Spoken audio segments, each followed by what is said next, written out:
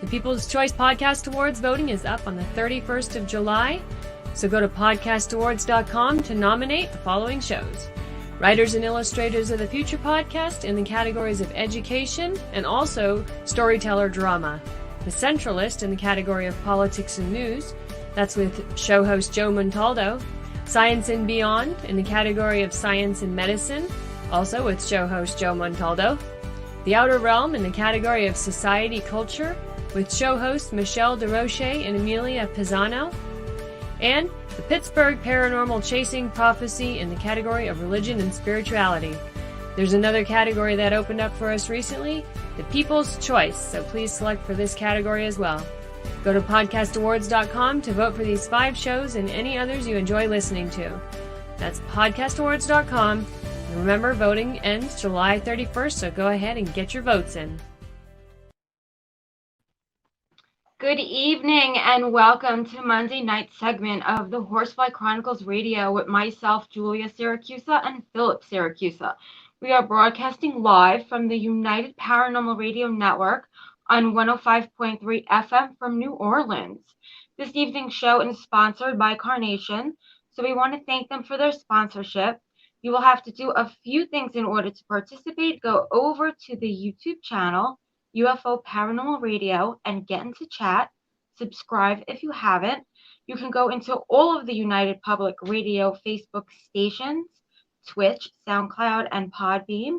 You can also go into the UFO Undercover with Joe Montaldo on Facebook as well. I can only respond to your comments on our YouTube channel on UFO Paranormal Radio. And if you have any questions for our guests, please ask. So tonight, guys, we have an amazing guest. So please let's welcome John Bullard to the show. John has been investigating the paranormal since 2008. Childhood experiences intrigued Bullard since the age of 10. Hearing voices and seeing shadow figures, he's begun researching and investigating haunted locations. Throughout the years, John has investigated all over the U.S. and outside the U.S. as well. He starred in the documentary The House in Between, which is a haunted home he has been investigating for over a decade now. You can find this documentary on Amazon Prime and Vudu. He has also just released his new book, A Peek Through the Veil. You can find that book and more info about John on his website, johnbullardpara.com. So let's welcome to the show. Welcome. Yay! How are y'all? Thank y'all so much for having me on. I'm excited to do this and talk about The House in Between and talk about the book as well. It's weird because The House in Between came out May 5th of 2020, so we're like a year and a few months removed, but it's still fresh on my mind and we're still actively investigating the location, so it's still ongoing. So I still like to ramble and talk about The House in Between as well. Yes, and we had you on our show on another network exactly a year from now. So Wow. We definitely want to hear all the new things that have been going on and your book. Yeah, so John, do us a favor for the new audience. This is a pretty large network. Just take us from the beginning a little bit and how you got started within paranormal and your experiences, and we'll move forward from there. Okay, awesome. So yeah, like the little bio said, and you read it off beautifully. Thank you for that. I was around 10 years old, which, you know, I have a bad memory, but I do remember selective things, and the things I experienced as a child is one of the things that always stuck in my head. Those mental images, those instances where things occurred.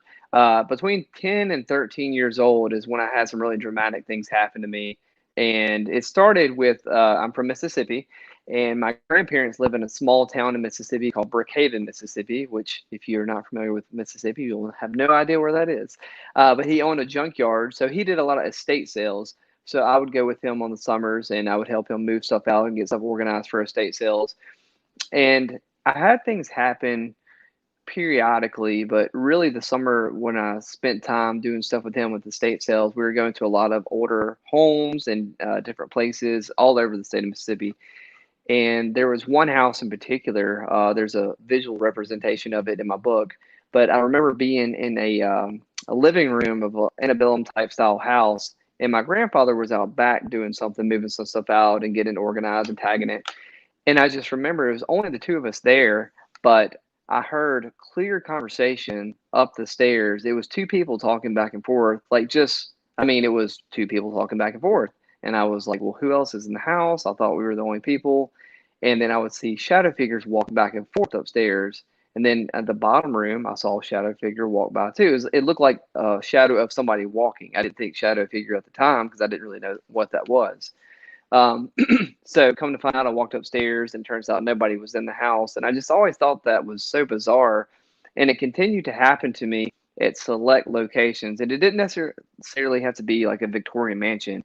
It was just different places I would go to, and it would kind of just speak to me. Like I would hear somebody like whispering in my ear, but nobody was there. So I just kind of ignored it for a while, and I obviously never told anybody about it. I didn't tell my parents. I didn't tell my grandfather because I'm a small child, you know, a young, I guess, coming into a teenager, and nobody's really going to believe that you heard something. So I just kind of kept it to myself. And as I got older, I began to research stuff when the internet became a thing and searching ghosts and paranormal and the supernatural. So anything I could get my hands on, books as well, anything that was written, I would want to learn more about why this would be happening, because I'm trying to rationalize it, and maybe this is my imagination. I don't know for sure. And there's things that I had happen too. I sound like a weirdo. It's in the book as well. I used to have like reoccurring dreams over and over, and I don't know. You know, I don't do a deep dive in dreams. I know people look at sleep paralysis and things like that, but the dream that I had over and over recurring was actually a dream of a witch, which is odd. But I could literally fall asleep. This is when I was 10 or 11 years old.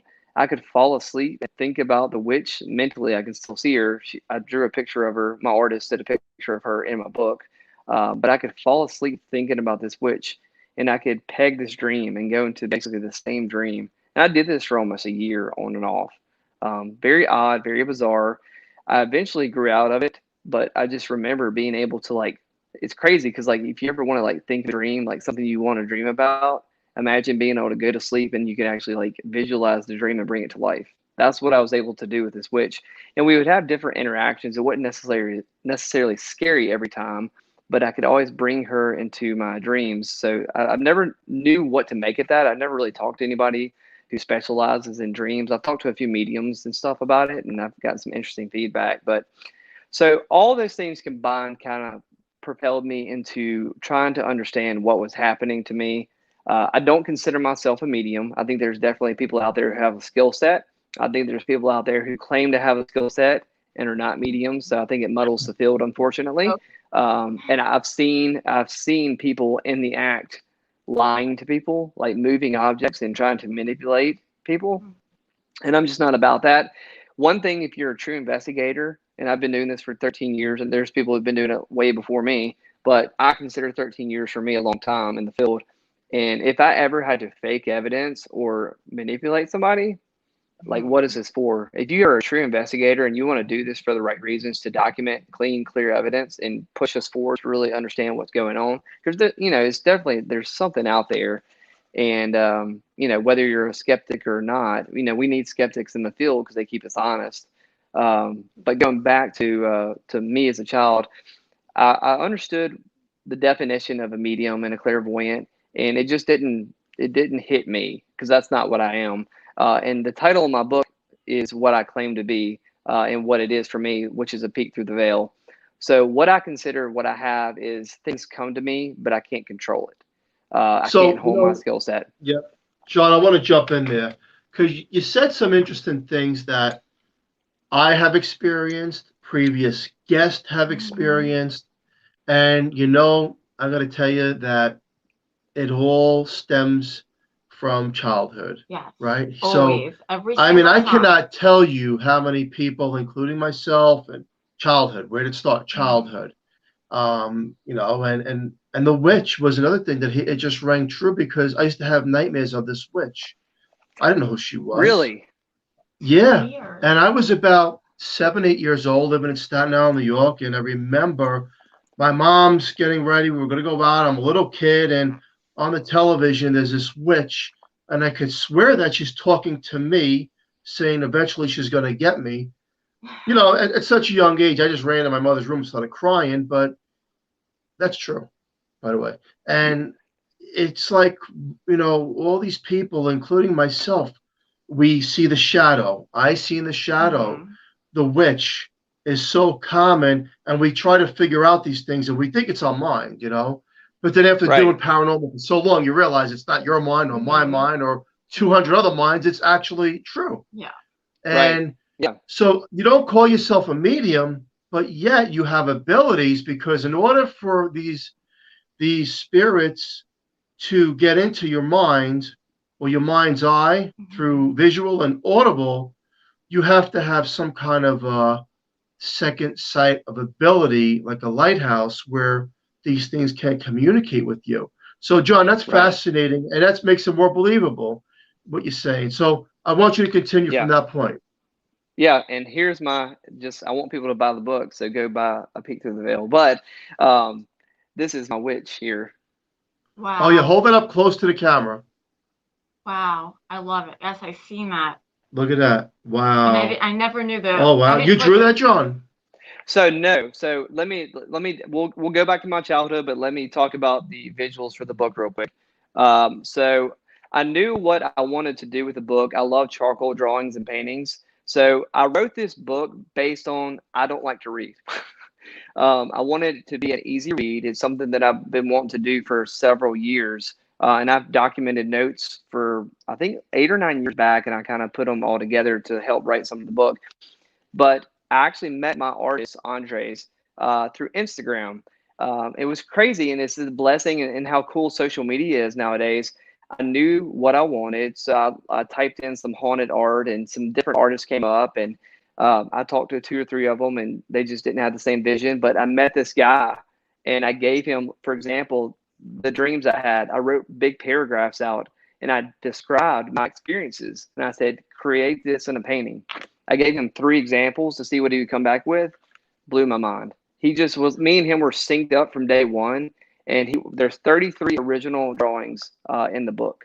So I wanted the book to be very heavy visual to help tell a visual story of the things that I was talking about. So he's incredible. He's from Chile. So Wow. he's from another country, and we interacted back and forth through Instagram. And my hope is before the end of the year, I want him to fly over here. Obviously, COVID and all that stuff kind of put a damper on things, but I would love to be able to meet him in person. That would be really cool because he helped give such a really cool heartbeat to this book, and it's really incredible. So, Yeah, but and that's a beautiful picture. John, can you hold Thanks. up the book one more time with the witch? I just want to see that really. Yeah, not a Look at problem. the live feed as you're holding that up on YouTube. Yeah, just go close to the camera too when you get a chance.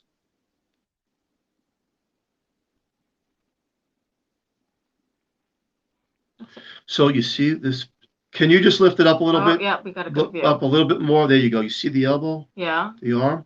Does that look familiar? I had that in a picture that was caught in the mirror in 2017 in our basement.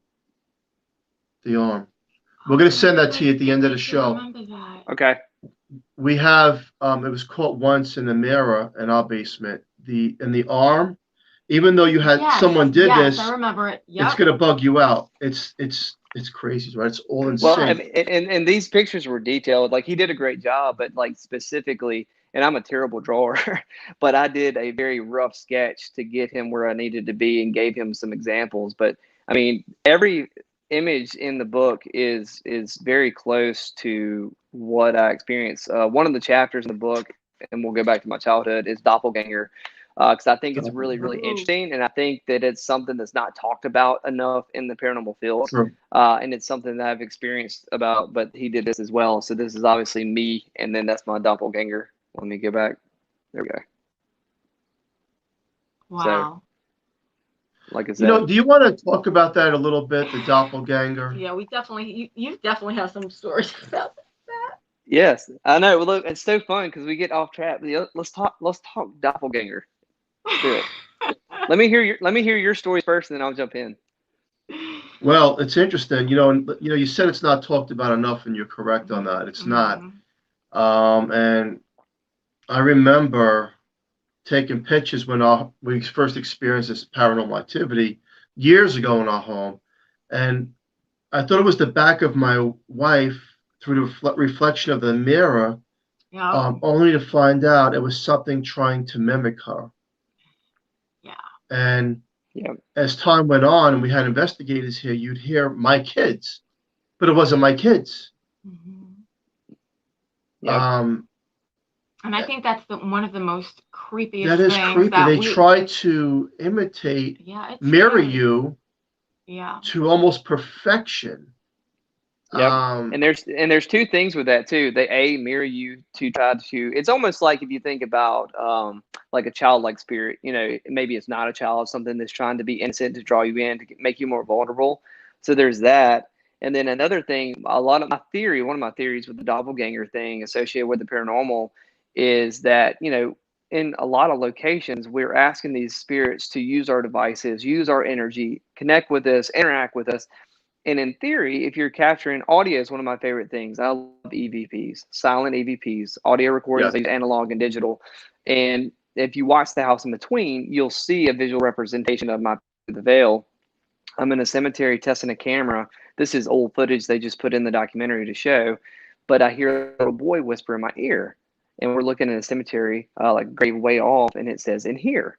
It's clear as day in the audio, the video, but there's four other people around me. They don't hear anything, but you see me react. And that's a good example of my peek through the veil because I heard it real time, but I can't hone it.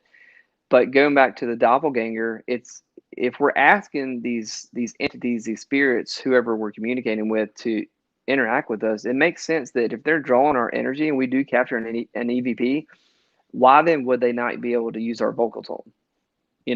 So that's something to think about. And I don't know that it's accurate, but it's interesting. We had there's several stories in Doppelganger that I wrote about. That's why I wrote about the chapter. And there was a guest that came to the house in between. Super nice guy. He's a big dude, and he captured an EVP. He was upstairs and said, hey, I'm here. It's just you and me. Let's communicate. And he got a clear, I call it Class A EVP. And the EVP he said, it's just you and me. And the EVP said, me and you. So it's almost like it mirrored what he said, and it sounded identical to this dude's voice. He's a big guy, kind of raspy. And the EVP sounded almost like him, but just a slight more raspy. So like that was just like the aha moment. I was already writing the chapter when this happened. We let him come in the house and he captured that. It's kind of like a cherry on top of this chapter in the book, because I'm like, it literally mirrors what you say. It has your vocal tone, but it's just slightly more raspy. So it's interesting. That is interesting. Back years ago, my wife was recording my son. He was imitating a cartoon back in 2015, and when she played it back, the spirit who tried to sound almost like my son said, "Let me do injustice, watch." And we sent that out to be analyzed, the recording. I mean, it's chilling. I put it on YouTube too. And what you hear is what you get. I mean, it's real. It's real. Can you explain it? No, but there's doppelganger, right? Yeah. I mean, many, many of times, I hear my kids coming home from school. I'm home, but they're not home. When you go downstairs, no one's here. This is the past, and thank God we're free of that. But it's scary. That is probably one of the scariest things that you have to deal with, and you have that in the book. I always said, whenever anyone ever asks me what is the most scary, it's always the mimicking, because for me that's the scariest thing of the haunting of our living in our house, and it was definitely the scariest thing. That's a great story about the kids too. I wrote a story in my book. It was me and my wife. We went to an old Civil War house. It's abandoned out in the middle of small town Mississippi because we had the Civil War here, and we're blessed to be where we are to do some of the investigations because there's just saturated energy all around, like Vicksburg, Mississippi, and Natchez. That's where heavy battles were. And we were in this house in the daytime. We were going to go swim in a pool, and we just happened to stop by and see this house. We had heard about it. And we went inside we had the paranormal puck at the time, and we set up a still camera and we were doing some audio recording. And we captured this EVP that says, I'm in this room and the other room. And it was so clear. I'm like, I don't understand it. And I know my wife's voice is, you guys, know each other's voice. I knew it was Amy's voice, my wife. I knew it was her. But luckily we had a still camera on us while we were doing what we were doing. And I was closing the case. And both of us were standing there. Neither of us talked, and it was an EVP. But if you close your eyes, 1000%, it was her voice. And there was a hospital for a long time. So, I mean, the relevance to me, and I'm just guessing, but I always try to like peg like something, why would this make sense? But I'm in this room and the other room. Kind of sounds like a nurse talking to somebody saying I'm in this room and the other room, I don't know if that's the, accurate, but it was such a clear EVP, but it sounded like Amy's voice. I actually didn't show anybody for like 3 weeks because I was like, they're going to think this is fake. Luckily we had the video footage to show that, nobody was talking, but you can overlay stuff nowadays and do all kinds of crazy stuff. It's just like, it's frustrating when you get something that good and it's authentic, but it doesn't make sense because it sounds identical to her, but she wasn't talking. So that is creepy. We've had incidents where he thought I was actually on the phone and I wasn't on the phone. Yeah. I mean, and you hear it through the surveillance and those are things camera. Those are things that just really mess with your mind. When you go into an investigation, you get some evidence or some action, like it's exciting, and you still need to wrap your head around it, but you can still, that's what you're there to do. When things like this happen with like a doppelganger or mimicking, those are things that take you to another level because, these are close people to you, whether it's your kids, whether it's your wife, spouse, whatever, girlfriend. And I don't know, that just plays with you a lot more, and it takes you a long time to try to figure out and understand. And it is kind of scary. It's like, why are they trying to mimic that person? Obviously, they're trying to draw you in and make you more vulnerable. And yeah, I've had a lot of experiences throughout my years in the field. It's happened several times. I've had an investigator call out to me at Myrtle's plantation. He was supposed to be setting up cameras in the cabin on the property. And I said, "Are you good in there?" And he said, "Yeah, we're all set." Yeah, we're all set. I mean, somebody responded to me, and I walked in there, and there was nobody in there. He walked in the main house to get food because he'd already set up the cameras. I was like, it's one of those things where it will never leave your mind because you still don't understand it. Yes, I agree. Sometimes I just try to, think like in my mind, especially when you sleep at night. I tell myself it's fake so I can sleep at night and not have to have one eye open. I'm like, that's all fake. Come on, it's your imagination, Philip. But the scary thing is it's true, and the doppelganger is creepy, and there's just so much. And this is how we know when people, are dealing with these experiences because, again, it starts at the young age most of the time. The witch somehow comes into play, and then you wind up being a paranormal investigator. You're into it because you're intrigued by it. And you want to know, hey, what's the existence of us after us? And I'll tell you this, John, I was a hardcore New York skeptic. I didn't believe in any of this stuff. I thought I was nuts myself. Hearing the voices of teenagers and all these memories of things. But one of the things that I do not recommend, but what did sell me on the truth is when I was with a group of friends in the 80s on a stormy day in my parents' home, and we did for the first time ever a Ouija board. I knew you were going to. I knew this where the story was leading. Go ahead. And we mocked it, laughed at it, joked around. It's fake. You're moving it, that kind of stuff. But I tell you what, when you go after the other side and like certain questions of provoking, someone's bound to get hurt in that room. Yeah. And one of my friends got really ill really quick as the planquette was going counterclockwise super fast, and we realized we're dealing with something that's not of this realm, and it could be quite frightening. And I tell people, look, people say, well, what's the difference between a Ouija board and a pendulum and a spirit box? It's all comes down to the intent. If you have a strong enough intent to want to communicate with something, be careful and protect yourself because you don't know what the possibilities are. I've had people that challenged it, bodybuilders, tremendous bodybuilders I used to be friends with. Oh, it's fake. Come on. It's all make believe. And then 2 days later, they're in a car accident. And I'm going through my teen years, like, is this all coincidence? Or are these things really starting to manifest because you're provoking something you cannot see? Yeah. And it goes back to, once again, is the intention. So like yourself, John, and myself and other people, there's abilities, the ability to connect with that side.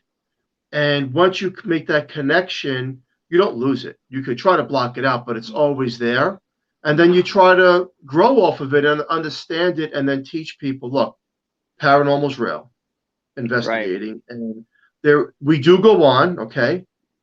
And some things we just don't quite frankly know. Whether you want to label it as demons or angels or our friends that have crossed over. It's really hard to dissect all of that.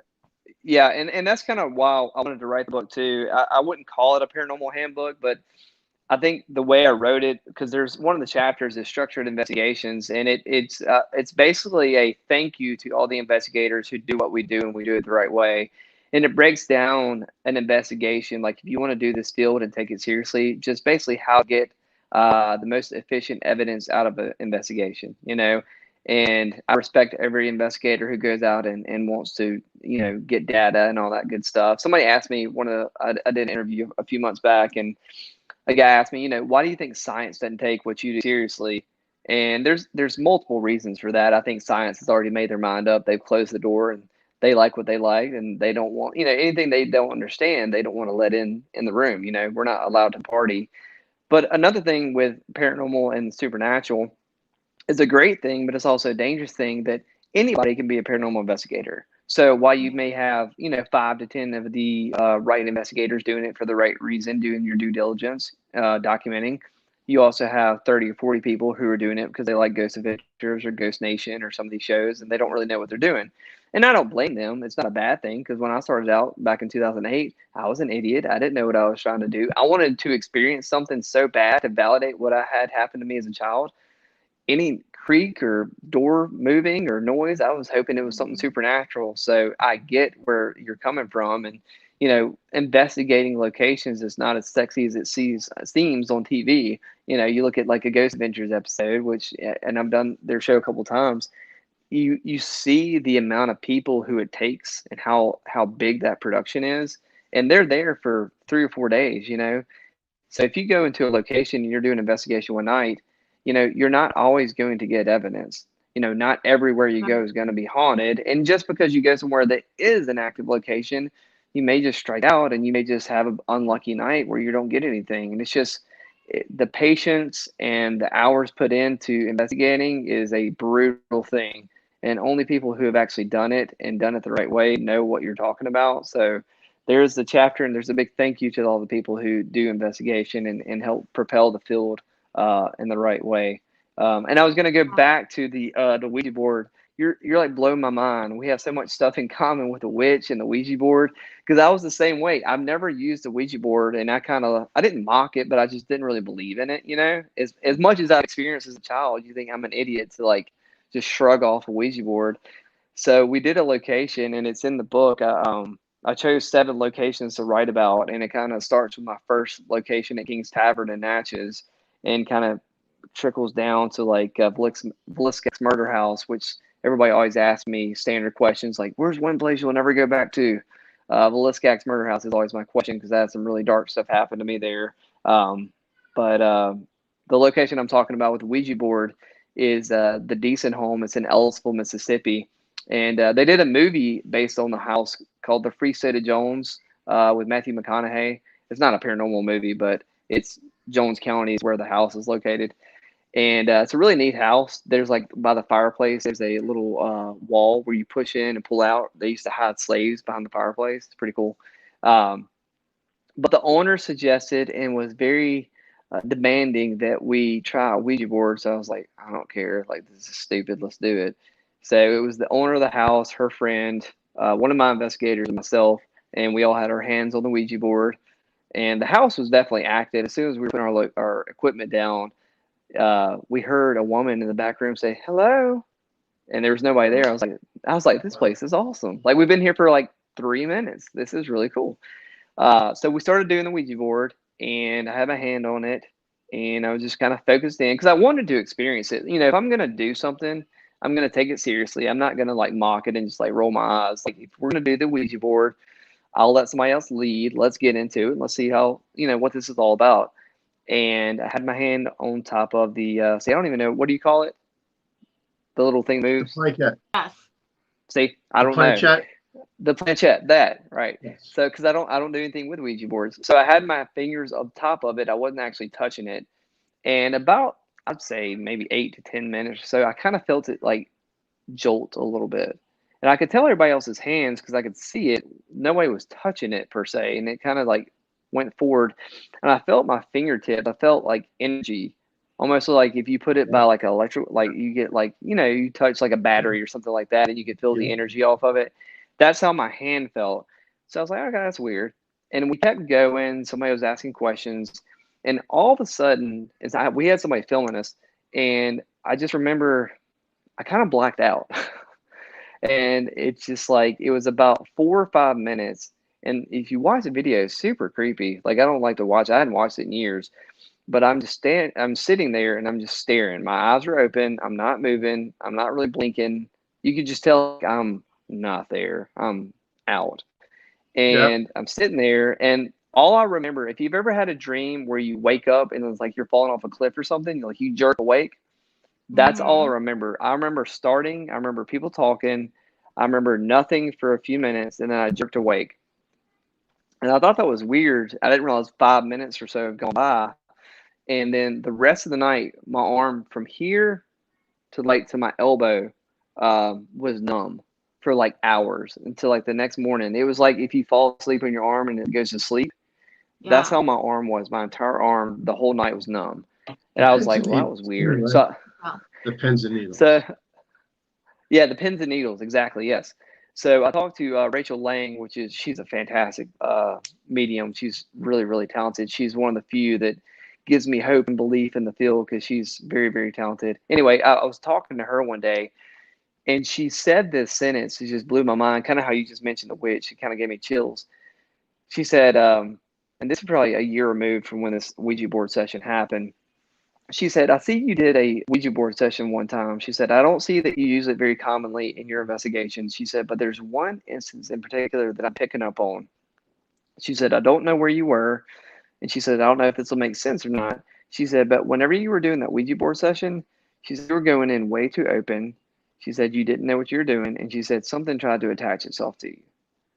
And she said, you need to stop going to locations so open. She said, you need to think of yourself as Glinda the Good Witch on The Wizard of Oz with a bubble around you, like you're floating away. And like when she told me that, I was like, holy crap. I was like, that is crazy. I mean, because she pegged, I only used it one time. And she said something happened that was dramatic and something tried to attach itself. So anyway, that long story, I'm trying to tell you, I believe in the Ouija board and I have a newfound respect for it, and I have not used it since. Yeah, you don't know, and I agree with you. Yeah, I've had experiences, and just really quick, one experience I had was I was with another group of friends, and this is back in 1993. And we're doing it, and he's telling me that a friend that we knew, this girl that we knew, she died, and she's telling us everything. And we lost contact with her years before. She died of cancer. She told us where she was buried, what cemetery, the plot number, the whole 9 yards. And the following day we went there, and a gust of wind came blowing towards us really strong. That's in your book. Yeah, it's in my book. And then she had asked previously for a pack of cigarettes to put on her grave. We did that.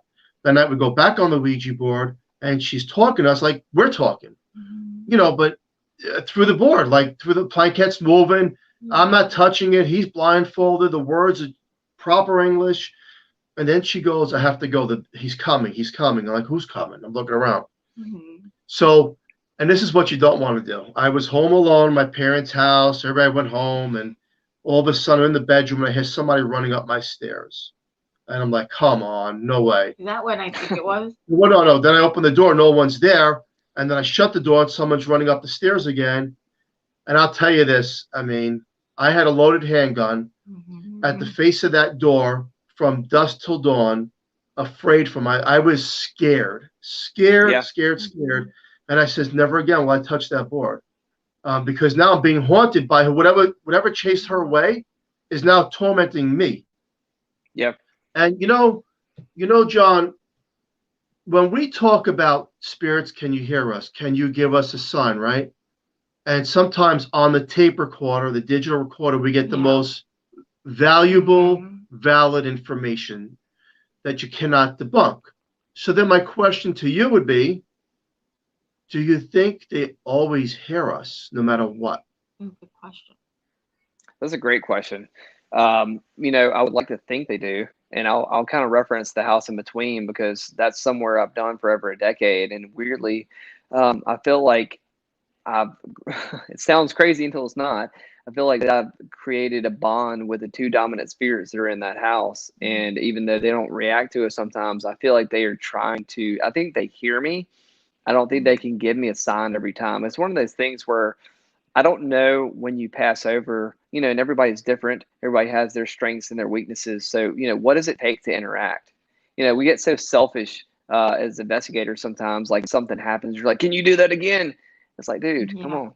Like, for example, like, let's say a light shuts off. Like if you watch The House in Between the Chandelier or something that we had a focal point on, or the baseball that came down the stairs, if that happens, we reset it and ask for it to do it again. Well, that could be the equivalent of us running like 4 miles. It's like, I cannot do that again. I'm having to draw energy and focus, and I don't have the strength to do that. So to answer your question, I hope if you're in a place where you have an intelligent spirit or spirits, my thought process is they can hear you, but they can't always give you a response. They're there, but sometimes they just don't have the ability to communicate back with you.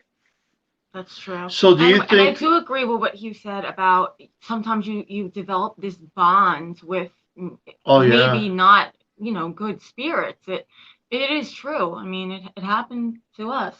Well, Yeah, you develop a bond. And I always tell people, one of my big things is for investigators, and I'm guilty of this too. And nothing I say is negative. Sometimes I feel like I say something it sounds negative, but I'm not trying to be negative. As investigators, I think sometimes we need to slow down and pay more attention to the locations that we go to and spend more time at those locations.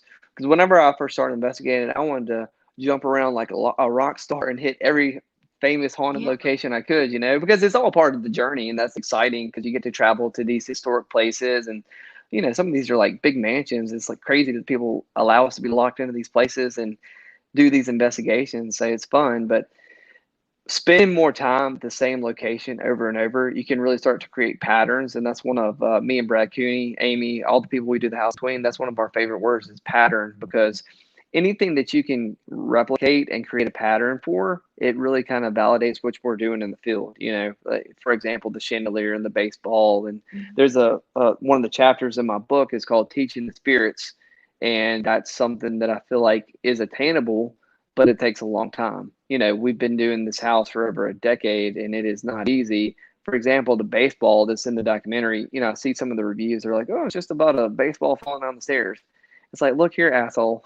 You don't understand that we've tried this for 6 months over and over to get the spirit to focus on one object and move it. And the definition of insanity is doing the same thing over again and expecting different results, except if you're in the paranormal field. That's my hokey line. But we did it for 6 months, and that's a long time. We would go do random investigations 2 or 3 times a week and focus on it, and it never happened until finally you see the clip in the documentary where there's like a dark shadow figure that moves up the wall, and the baseball finally comes down. So it happened, and then after it did it one time, then it started happening over and over again. So it was like a learning curve where they had to understand how to manipulate the energy, how to push the baseball. And actually, I'm going to show you this because I nerd out on it. Let me find it. But I did a visual representation of that too that I think is really cool. I should know where it is, but I don't. Once I wrote stuff in my book, I just kind of blocked that out of my head. So I have to like reread my book again. So this is a picture. This is a picture of the stairwell. And so that's me. I know it's kind of hard to see, but that's me right here at the bottom. Where am I at? There we go. That's me at the bottom. And the 2 dark shadows at the top, there's the baseball right by their hand. So it's showing the 2 spirits kind of focusing on the ball, trying to learn how to push it down the stairs. Anyway, I put that image in there just because it is teaching the spirits. And the baseball was a good example of it took 6 months for that to be manipulated. But eventually it happened, and it started reoccurring almost on command. So it's one of those things where, to go back to your question, I think that they can hear us and understand what we're asking, but they got to figure out how to do it. One of the best movies that's not a paranormal movie, this is also in the book, I think is Ghost with Patrick Swayze. You remember that movie? Oh, yeah. Oh, that's a Yeah. great So like, movie. when he's trying to like learn how to like push the paper cup or whatever, and he keeps going through it, he has to understand how to actually learn how to move objects. You know, that to me is so relevant to somebody who's crossed over, because you can have a haunted location, and no matter where I go into a location, me personally, and I feel like I'm talking to my 2-year old. I'm going to explain exactly what we're trying to do, what we're trying to accomplish, make them understand that we're not here to be aggressive or like, in your face, and nothing we have can hurt you. But you just break it down as simple as it can be, because you don't know who you're talking to. You don't know the It's intelligence. true. You have to Yeah. just be as nice as possible to try to create an interaction. So, I never go into a location being aggressive, because, it's just like talking to somebody in real life. If I'm an asshole, you're not going to want to talk to me. So It's true, and you don't I want to never, ever provoke.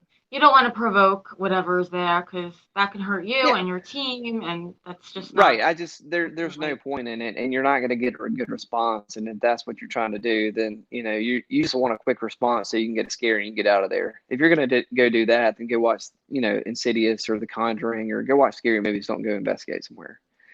So I yeah, agree. And you worked with some really, really good directors on that documentary too. Steve Gonzalez, Kendall Welton, Vera Welton, and Corey Frost. We've had them on our show. How was it like? What was it like working with them? incredible. So I always say you can have, and this is removed from paranormal documentary, but you can have a terrible actor or actress, but you put them in like a Martin Scorsese film or Robert Zemeckis or somebody, like they're going to make you look good. So Yeah. Kendall and Vera, totally incredible. The cinematography skill is over the Oh, top, and he's able to tell such a beautiful story. Just every shot, every scene. Sleepless Unrest, it's doing fantastic. They just did The Real Conjuring Home. That's Kendall and yeah. Vera's new documentary, and it's just great. Just the content and the meat of the story is great, but just watching the visuals, because he's just so good at that, it's Hmm. awesome, and we're blessed to have them on our team. And then Corey That's Frost, if I could go back to be my 10 or 13-year-old self, I would become an editor. I think that's the coolest thing in the world, and like the skill set to be able to take, because we shot hours and hours, hundreds of hours of footage during the documentary, The House in Between. And to be able to narrow that down and put it into like an hour and a half and make it flow the way he was able to is a true skill set. So, again, it's all about your editor, your cinematographer, and then Steve. true. Obviously, we know there's you don't have to talk about them. He's one of the OGs of the paranormal. Hmm. And while we called Steve in for The House in Between, me and Brad, myself, Alice, I've been investigating the house for well over a decade. Brad came in several years later. And this is a good point, kind of a side note. If you have a location and like your baby, don't be scared to let other people come in to see what they can document. I always don't I hate the investigators who kind of like want to lock down a location, not let anybody else in. If you're there to truly document and understand a location and kind of propel it forward, you need to have another set of eyes come in and see what they can capture. To me, Hmm. everybody has different skill sets, everybody has different personalities, and if there is something that's intelligent there, I feel like that they may react different to a different person. So whenever Yeah. Brad came in, he was not a paranormal investigator, but he had a different take and a different style of how to investigate, and we kind of just meshed together, and we were able to take the house to the next level. And then once we did it for a few years, we were like, okay, well, what's next? We know how authentic Alice's house is. We have all this stuff documented. So we wanted to put it to the test and let one of the most, profound and well respected people in the field come in and see what they thought. So we had Steve come down, and, it intrigued him enough to do a documentary, which we did. And then we wanted to bring physicists in and really understand the whys and the whats to the house. Because if something could be explained, we were excited to understand that. Not everything has to be supernatural, paranormal. Um, Yeah. but it's neat to be able to do your due diligence, and they can't give you a rational answer. That gets you more excited. Yes. So yes, and it was like capturing lightning in a bottle, because with Vera and Kendall and Steve and Brad, Alice, all the people, Amy, Sabrina, who worked on the film together, we put our time in, we got the evidence, and it kind of worked out. The story is great because it's more of a human interest story. It's not a jump scare. And then if you watch The House in Between, which if you haven't, I suggest you do, We the have. last the last 10 minutes of the film, you know what I'm talking about, with Steve and Kendall and Brad in the house, that's kind of like the paranormal Powerball, as I've said before, because how rare is it to have something dramatic like that happen as we're wrapping film in, but we're able to capture it on film. So it sounds weird, but to go all the way back to your question, do they always hear us? I think they do, because before we started filming, we explained in detail how important it was for them to interact with us while these people were in the house, because we're trying to tell your story and to validate that you're real. So it could be with coincidence, but I don't think it is. So for something that dramatic to happen while they were in the house, I think it's great. I agree. I think it's amazing. And the book, what can people take away after reading the book? Great question. So let me run down real quick. So it's 11 chapters. I just kind of want to read off the chapters real quick, and then I'll kind of answer that question. So there's an introduction, a background, kind of like my story that I was telling you earlier. There's locations. So I chose 7 locations to highlight for a certain reason. I did a chapter on equipment, and I chose 10 pieces of equipment to talk about. And those are 10 pieces of equipment that anybody should implement into their investigations to be as efficient as possible. 7 of those 10 pieces are not paranormal tools. For example, one of them, number 4, is music. So obviously, if you've never put music into your investigations, you should definitely do it. Whether it's period music, whether it's relevant, it's a universal language, and we've gotten such great responses when we incorporate music. So equipment, really cool chapter. Haunted objects kind of breaks down that whole genre, and just because you buy a doll off eBay and it says haunted, it may not be haunted. So do your due diligence and see if you actually have a haunted object. Structured investigation, as I said, that kind of gives you the ABCs of how to do a proper investigation to be efficient and to best capture some evidence. Chapter 7 is teaching the spirits. Chapter 8 is doppelganger. Chapter 9 is paranormal pursuit.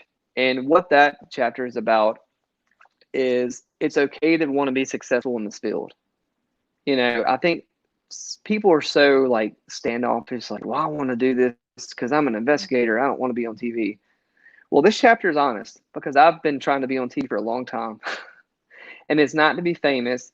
It's to be able to share my skill set and what I'm doing with the world, to document evidence, and to be able to travel locations where, obviously, I'm married. We have 4 kids, so I can't go travel all over the country all the time. But if you were on a TV show, you have a bigger platform to be able to go do more things and to really, do what you love.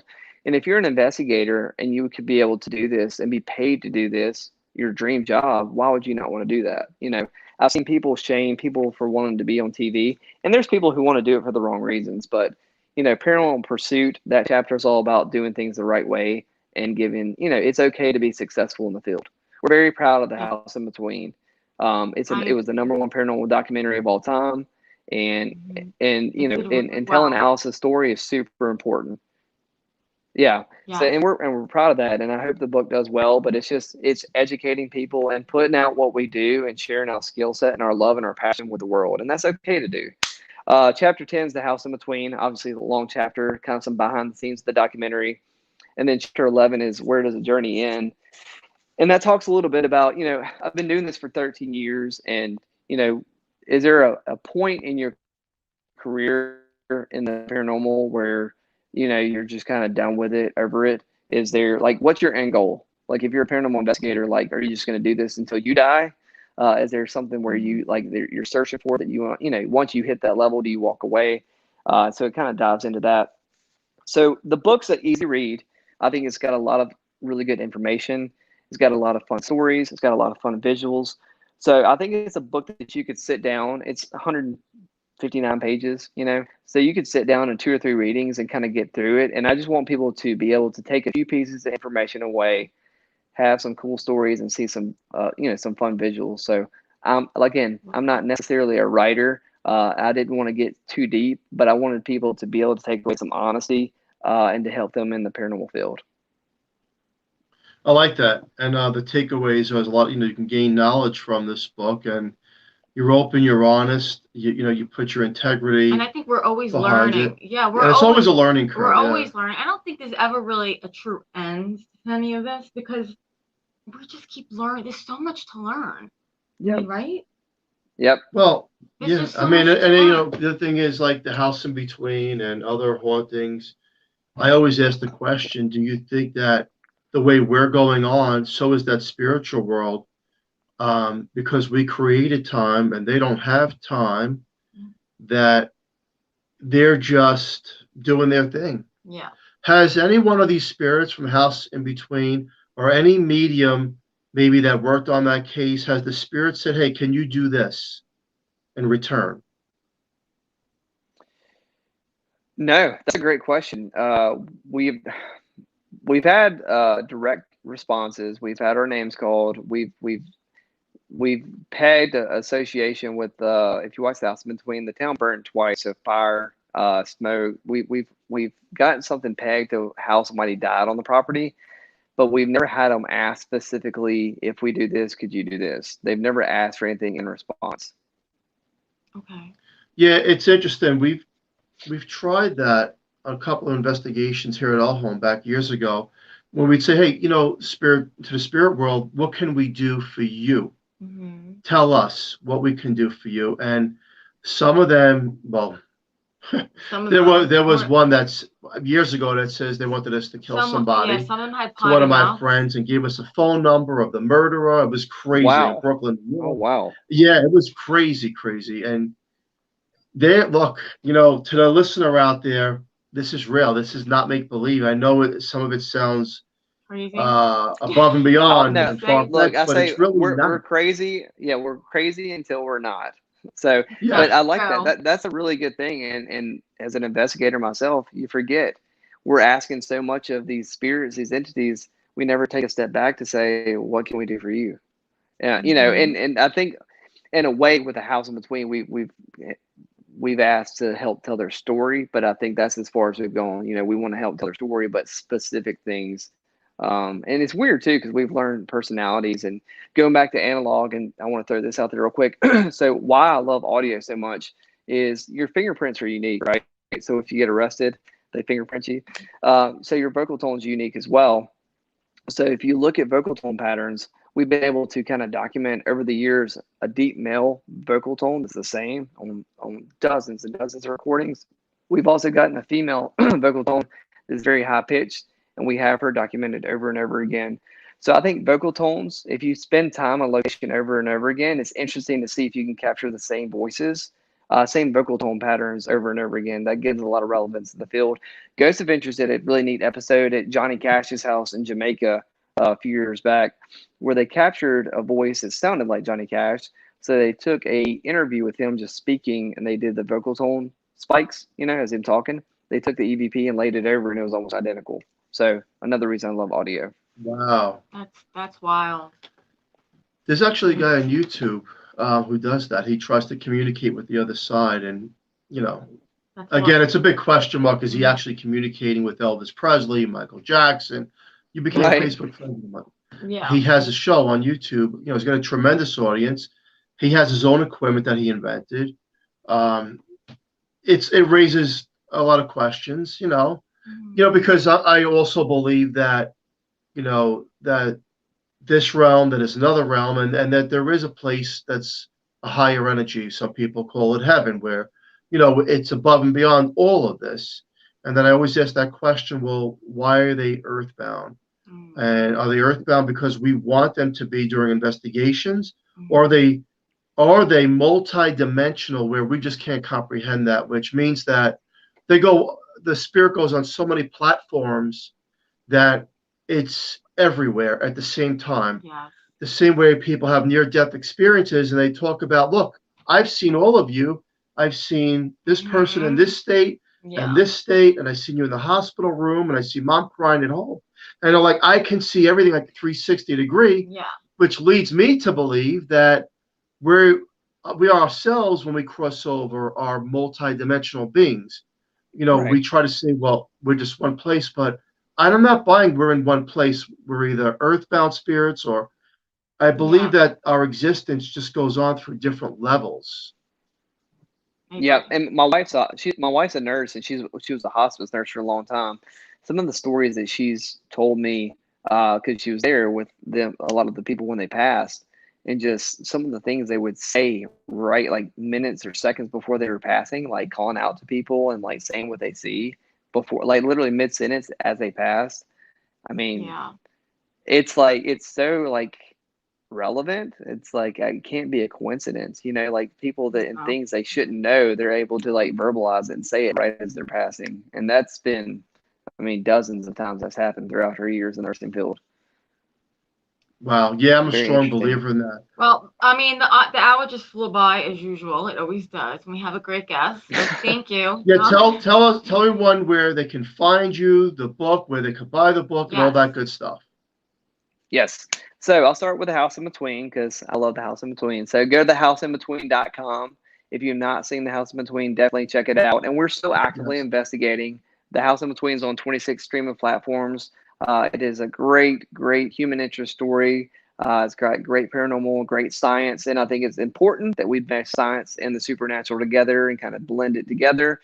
In the equipment, there's a device that I use that's a science-based device, but we've made it a paranormal device. So always think outside the box because everything we're doing is, you know, we're trying things and sometimes it works and sometimes it doesn't. So don't be afraid to fail because eventually you'll do something that works and it's amazing. And for me, John Bullard, Para.com. So you can buy A Peek Through the Veil on my website and John Bullard on Facebook, John Bullard on Instagram. I make it pretty easy to find me, so definitely check it out. And again, we're actively investigating The House in Between, and we're excited that people watched it over and over again, and hopefully there's more House in Between to come. We're excited about that. And yeah, so A Peek Through the Veil is what I'm pushing right now. So I was trending #1 in a little topic on Amazon, so I felt special. So go buy the book and let's keep it trending. Thank you. Hey, it's the small things in life that matter. Congratulations on that. Get that book. John, thank you so much for coming on. You're a great guest, and we definitely want to have you back on again. Yes, thank you. And have an amazing night. And thank you all the listeners. And we want to have a special thank you to Carnation for sponsoring the show. We love them. Join us next Monday night on United Public Radio Network on 105.3 FM from New Orleans. And stay tuned for Lorelei. Yes, the Angel Rock. The Angel Rock. Everyone have a great night. This is Horsefly Chronicles Radio signing off. Another awesome guest. Thank you. Good night, everyone. Good night. Thank you.